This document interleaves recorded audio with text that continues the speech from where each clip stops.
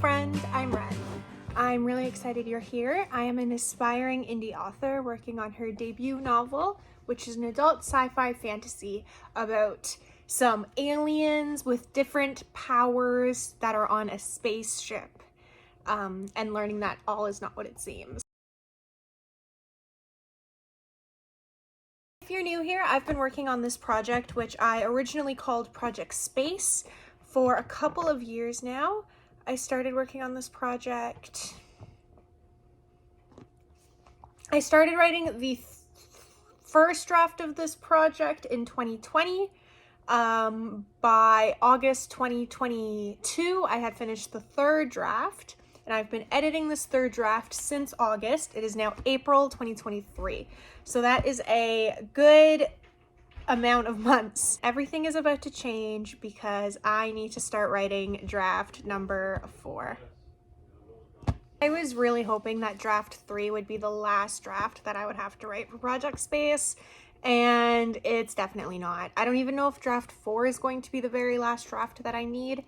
Since I'm going into a brand new draft, I'm giving myself a lot of room to experiment. I'm trying a lot of different things. A lot of things are changing in this draft, and I'm going to tell you all about that. But first, I want to talk about how I got here. So it is April 29th currently, so it's the second last day of April, the second last day of Camp NaNoWriMo. Now, I told myself I was going to do Camp Nano this year, and I did and I didn't. I knew when I set my Camp Nano goal, to me that meant doing plot edits specifically for plot. And the way I was going about that was by reading the craft book, How Save the Cat Writes a Novel by Jessica Brody, inspired by Blake Snyder's screenwriting beat sheets. As soon as I started that process, I realized that Camp Nano was not going to be going the way that I anticipated. I was going to go chapter by chapter and look for plot edits, but I didn't really have to, because just by looking at my story from a further vantage point, from like an outline perspective, I was noticing some things were not right, and I needed to make edits that were a lot grander and more overarching, rather than like chapter to chapter. And one of those big changes is that I've been centering my story around the wrong main character.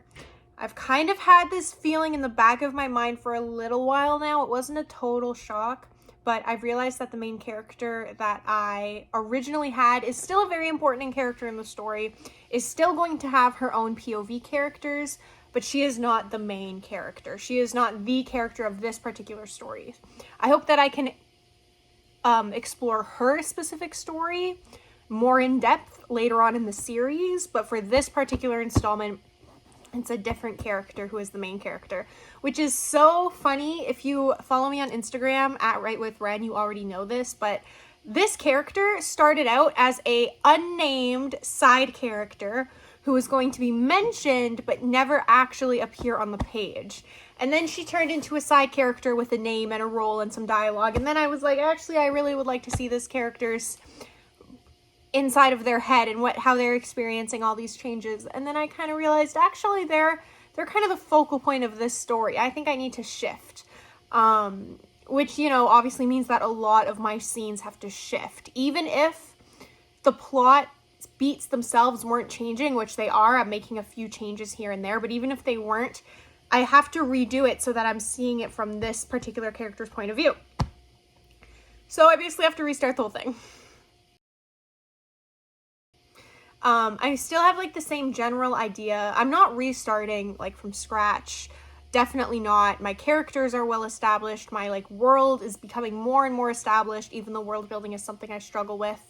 And it's just kind of like the events and how the characters are dealing with those events that is changing, which is a lot of work, but I think it's also like, this is the stage that I want to be at this point in the editing process, you know, like things aren't working because they don't align with my characters' personalities or wants or desires or flaws or whatever, and I'm catching those things and I'm making adjustments as needed. So that's really cool. I've re-outlined the whole story, and I am ready to jump into draft. I'm ready to jump into draft 4 in 2 days. is stressful. And the stressful part about it is actually not the new main character. I'm changing verb tenses. I always, for as long as I can remember, have always preferred writing in one particular POV and one tense, and that is third person past. Limited third person past. I do not like writing in the first person. I didn't really like reading in the first person growing up. I was not a fan of first person stories at all. I way preferred third person, especially third person past. Third person present sounds kind of weird when you read it, as does first person present sometimes. I'm not always, because of that, I was not always a big fan of even first person present. I find that when you are reading something and you're going over somebody's thoughts and their observations about the world around them, you can end up with some wonky sentences that don't sound natural, that are kind of jarring, and that take the reader out of the narrative. And for that reason, I kind of always gravitated towards limited third person past stories. But then I kind of realized as I was growing up that a lot of my favorite stories, like the Hunger Games series, were written in the present tense in either first or third person. And I see why. Like, I totally understand the appeal. Writing in the present tense really does give you like this sense of immediacy, which is really good for action sequences and suspense and building tension. Which is why I've decided to try writing this draft in the present tense. And I keep going back and forth on whether it's going to be first person or third person. The thing with third person is that it's very useful when you're writing fantasy because it can lend itself very well to describing things going on around the character.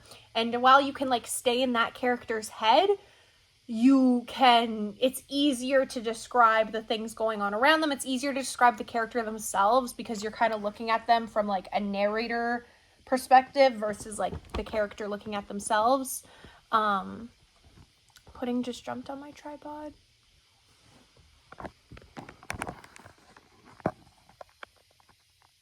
Part of me kind of thinks I can make third person present work. I know it sounds weird if you were to, but I think I can make it work. But then I'm like, do I just do first person? I don't know. And I should really figure it out because I'm supposed to be starting this draft in 2 days. So my question for you is, would you rather read a story in first person present or third person present? I feel like first person present is the obvious choice. Excuse me. But I do think that if I could pull off third person present, it would be really good for like, it would help me out when I'm doing things like world building and talking about things outside of the character's thoughts. I really like that advantage of coming from a narrative perspective.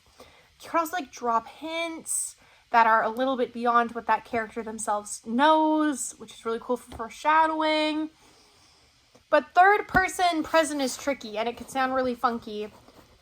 Or I could totally rock it and have a really distinct, cool writing style and voice. I don't know. Seems like a lot of wishful thinking. But you know what? That's what draft 4 is for. Get it? That's what draft 4 is for. Draft 4 is for experimenting and trying new things. And I might as well get it out of my system now. And then maybe the next draft, draft 5, will be like the truly last draft. I'll see what things stuck, what things I want to drop, what was a good idea, what was a bad idea. Maybe I'll have even more ideas on how to completely change the story by then. Who knows? But the point is, this is progress and it's moving forward. And that is the most important thing about this new season of my writing journey, which I am calling the Summer of Drafting. Yeah! So my Summer of Drafting is going to go from May 1st until August 31st. And it is a writing challenge that I'm setting for myself to start and finish draft 4 in this time, basically. I'm projecting it to be at about 130,000 words. Some of those words I will be able to pull from draft 3, but not very many of them. And I think that will only come at the end. I did the math and it told me that if I wanted to write 130,000 words in 4 months, which is 123 days, I did the math.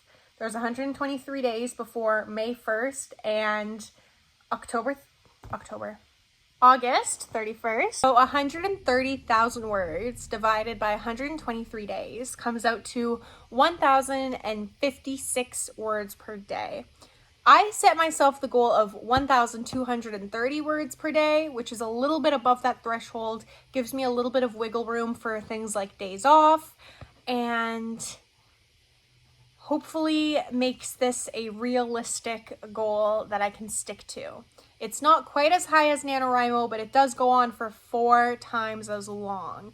This is an endurance test. It's a marathon, and I need to be just as strong day 1 as I am on day 123. And that's the part that's pretty intimidating. 4 months is a long time, right? Like 4 months feels like so long.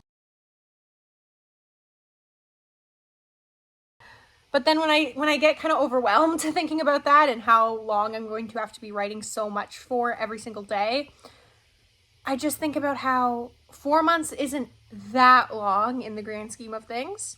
And if I could get a whole draft written in 4 months, that would be sick. That would be awesome.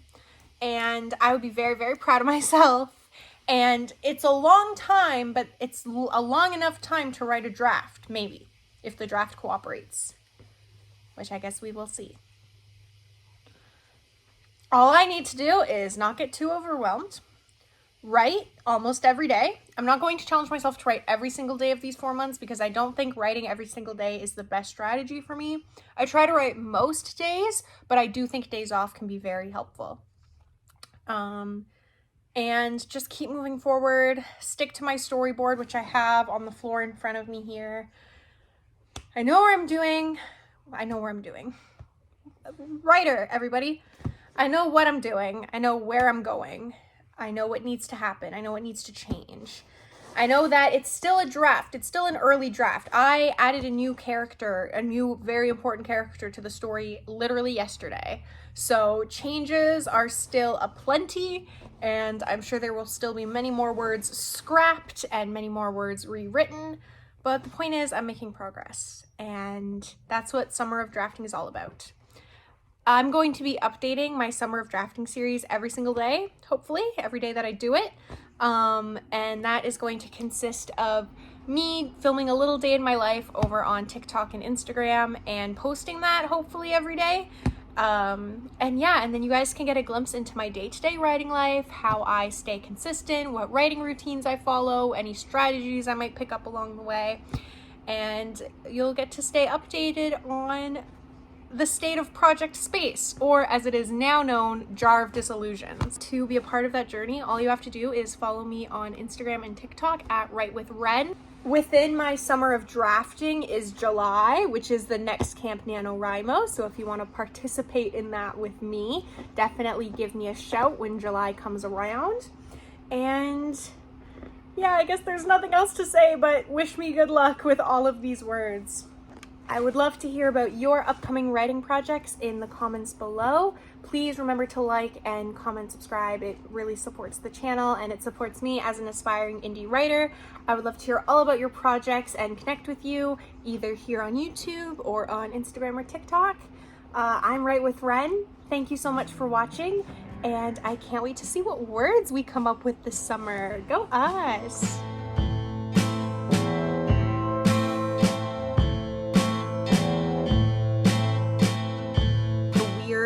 Sounding sentences, or wait, no, I think I mixed that up. I didn't like reading anything other than limited third person. Which is third person present. No, first person present. So